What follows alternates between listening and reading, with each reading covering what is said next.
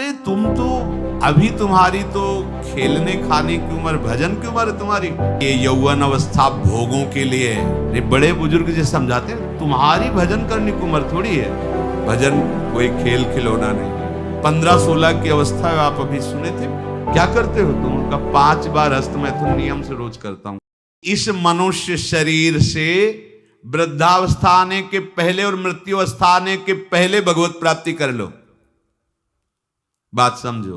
ये जो लोग भूले हुए हैं ना कि ये यौवन अवस्था भोगों के लिए है, बड़े बूढ़े शिक्षा देते हैं। अरे तुम तो अभी तुम्हारी तो खेलने खाने की उम्र, भजन की उम्र है तुम्हारी। तो उनसे पूछो जो उपदेश दे रहे खेल, तुम्हारी उम्र कौन सी है? तुम करते हो भजन, तुम भगवत चिंतन में रखते हो, पर वो वहां उत्तर देने की सामर्थ्य नहीं, इसलिए वो बोल नहीं पाते। नहीं, बड़े बुजुर्ग जो समझाते हैं, तुम्हारी भजन करने की उम्र थोड़ी है। तो हे पूज्यवर, आपकी उम्र कौन सी है और अब आप क्या कर रहे हैं? भजन कोई खेल खिलौना नहीं है।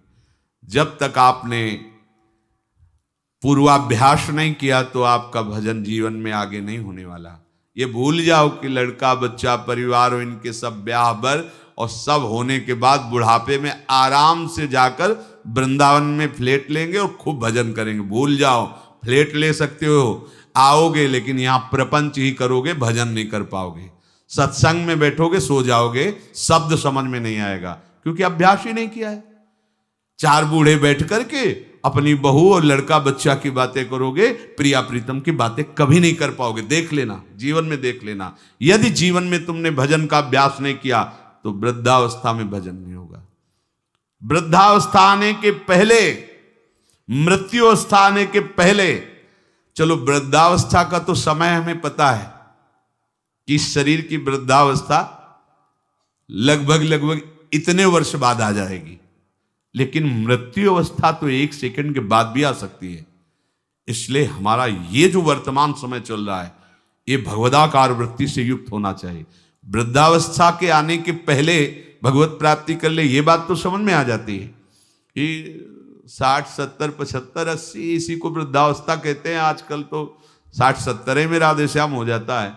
अब तो जवाने नहीं समझ में आते कि जवान कौन है भाई। कैसे समझ में आएंगे जवान? 15-16 की अवस्था में आप अभी सुने थे प्रश्न उत्तर में, एक ने कहा हमें बहुत निगेटिव विचार आते हैं। तो भैया ये तो पाप का लक्षण है। आप पाप कर्मों से अपनी वृत्ति को हटाइए, नहीं तो नकारात्मक सोच आपको नष्ट कर देगी। क्या करते हो तुम? उनका 5 बार हस्त मैथुन नियम से रोज करता हूं। अब आप विचार करो, इस विषय पर ना तो कहीं चर्चा होती है और ना कहीं कहा जाता है।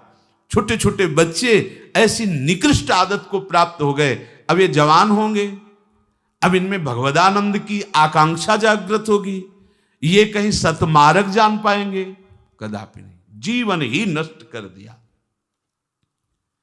शास्त्रीय सिद्धांत है, गुरुकुलों में इसीलिए बच्चों को रखा जाता था, चाहे राजा के हो चाहे प्रजा के हो। ब्रह्म ऋषियों के शासन में 20-25 वर्ष तक ब्रह्मचारी रहे।